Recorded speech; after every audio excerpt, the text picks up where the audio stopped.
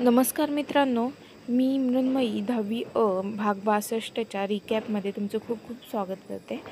आजच्या भागात आपण पाहिलं, अभ्या आणि त्याचे मित्र शाळेत जाण्यासाठी निघालेले असतात. ते रेश्माची वाट बघत थांबतात. तेवढ्यात रेश्मा येत आणि त्यांचा विषय होतो शाळेत होणाऱ्या इन्स्पेक्शनबद्दल. ते शाळेत पोहोचतात आणि शाळेत आल्यानंतर थोड्याच वेळात इन्स्पेक्शनचे सर वर्गात येतात. सर्वजण त्यांना नमस्ते करतात आणि इन्स्पेक्शनचे सर सर्वांना प्रश्न विचारायला सुरुवात करतात.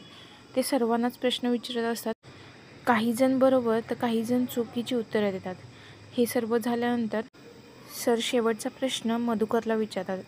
पण मधुकरची देखील उत्तरे बरोबर असल्यामुळे इन्स्पेक्शन करणारे शिक्षक त्याला शाबासकी देतात आणि त्यानंतर ते तिथून निघून जातात.